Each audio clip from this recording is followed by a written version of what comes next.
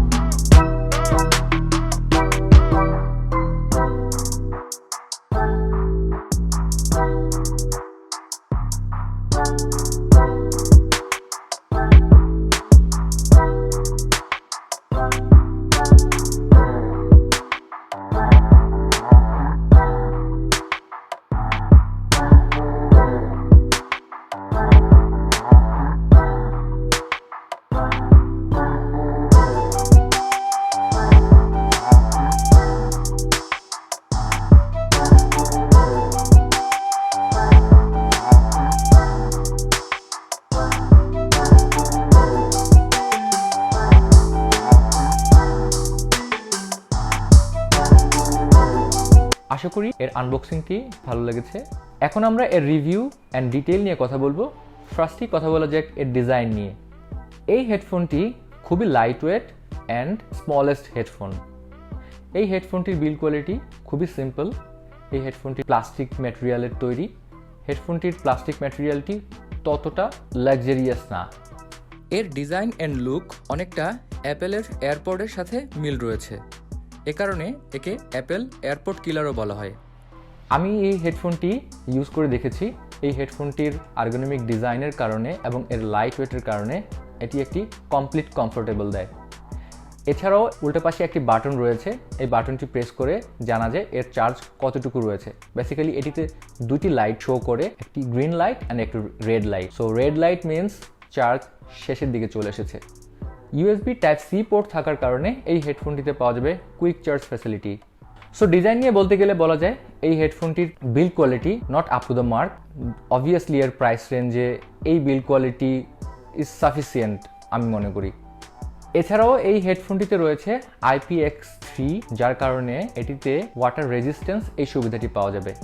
আমি web search করে দেখেছি এই হেডফোনটির ওয়াটারপ্রুফ গ্রেড সম্বন্ধে তেমন ক্লিয়ার কোনো ইনফরমেশন পাওয়া যায়নি, বাট আশা করা যাচ্ছে এই হেডফোনটিতে IPX3 or IPX4 graded waterproof facility রয়েছে। So water and dust resistance পাওয়া যাবে। এই হেডফোনটিতে ইউজ করা হয়েছে ব্লুটুথ 5, সো এটি অটোমেটিক্যালি কানেক্ট হয়। এছাড়াও এই হেডফোনটিতে রয়েছে মনো মোড, সো যে কোনো একটি হেডফোন ইউজ করেও ব্যবহার করা যায়। এই হেডফোনটিতে রয়েছে AAC অ্যান্ড SBC কোডেক। এই প্রাইস রেঞ্জে এই দুইটা কোডেক আমি মনে করি মোর দেন এনাফ। সো গেমিংয়ে লেটেন্সি খুবই কম পাওয়া যায়। এখন আমি কথা বলবো এই হেডফোনটির সাউন্ড কোয়ালিটি নিয়ে। প্রত্যেকটি হেডফোনের খুবই ইম্পর্টেন্ট একটি ফিচার হচ্ছে এর সাউন্ড কোয়ালিটি। আমি 1 ঘন্টার মতো ব্যবহার করে দেখেছি। সাউন্ড কোয়ালিটি আমি বলবো এভারেজ। এই হেডফোন দুটিতে ব্যবহার করা হয়েছে 13 মিলিমিটারের খুবই ডিউরেবল ডাইনামিক ড্রাইভার, যার কারণে খুবই ক্লিয়ার ট্রেবল পাওয়া যায়, বাট বেস খুবই লো। এর হাই, মিড অ্যান্ড লো এর যে সেপারেশন রয়েছে, এই সেপারেশনটিও আমার কাছে আপ টু দ্য মার্ক মনে হয়নি। হাই ভলিউমে খুবই হার্শ মনে হয়, যা আমার কাছে ভালো মনে হয়নি।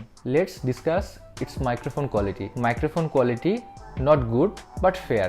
Muted room e call quality totally good I can say, but noisy area te opposite caller noise শুনতে পাবেন। সো কল কোয়ালিটির জন্য এই বিষয়টি মাথায় রেখে এই হেডফোনটি চুজ করবেন। এখন আমি কথা বলবো ব্যাটারি লাইফ নিয়ে। হেডফোনগুলিতে 30 mAh ব্যাটারি ইউজ করা হয়েছে এবং এর কেসে 300 mAh ব্যাটারি ইউজ করা হয়েছে।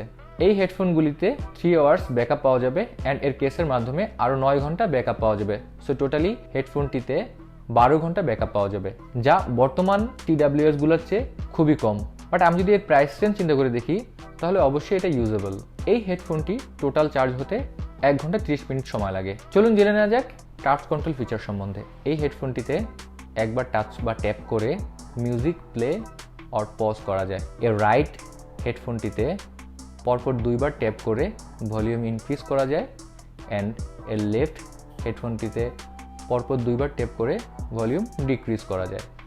এছাড়াও এর রাইট হেডফোনটিতে পরপর 3 বার ট্যাপ করে নেক্সট ট্র্যাকে যাওয়া যায় অ্যান্ড লেফট হেডফোনটিতে পরপর 3 বার ট্যাপ করে প্রিভিয়াস ট্র্যাকে যাওয়া যায়। এছাড়াও এই হেডফোনটিতে লং প্রেসের মাধ্যমে ভয়েস অ্যাসিস্ট্যান্ট অ্যাক্টিভ করা যায়। সো এই হেডফোনটির প্রাইস কত হতে পারে? বেসিক্যালি এই হেডফোনটি বাজারে 850 থেকে 1000 টাকার মধ্যে পাওয়া যাচ্ছে। সো কেন আমরা এই হেডফোনটি কিনবো? এই হেডফোনটির কয়েকটা ইম্পর্টেন্ট ফিচার রয়েছে, যেমন টাচ অ্যান্ড ট্যাপ কন্ট্রোল রয়েছে, কুইক চার্জ রয়েছে, এত কম দামি একটা হেডফোনে ওয়াটার রেজিস্ট্যান্স রয়েছে অ্যান্ড টাইপ সি এর মাধ্যমে চার্জ করা যাচ্ছে। এছাড়াও দেখতে হুবহু অ্যাপেলের এয়ারপডের মতো হওয়ায় এই হেডফোনটি অ্যাপেলের এয়ারপড অল্টারনেটিভ হিসেবেও ইউজ করা হয় অ্যান্ড এর প্রাইস পয়েন্টের কারণে এটাই সবচেয়ে cheapest Apple AirPod alternative. So এই হেডফোনটিতে এত কম প্রাইসে অনেকগুলো অপশন অ্যান্ড ফিচার্স রয়েছে। এর ডিসঅ্যাডভান্টেজগুলোর মধ্যে রয়েছে sound quality poor, battery durability খুবই কম অ্যান্ড এই হেডফোনটিতে অ্যাক্টিভ নয়েজ ক্যান্সেলেশন নাই, যা এই প্রাইস রেঞ্জে আশা করা যায় না। সো ওভারঅল বলতে গেলে এই প্রাইস পয়েন্টে এই হেডফোনটি ভ্যালু ফর মানি। সো আজকের ভিডিওটি ভালো লাগলে লাইক অ্যান্ড কমেন্ট করে জানাবেন অ্যান্ড সাবস্ক্রাইব করে আমার সাথে থাকবেন। Thank you.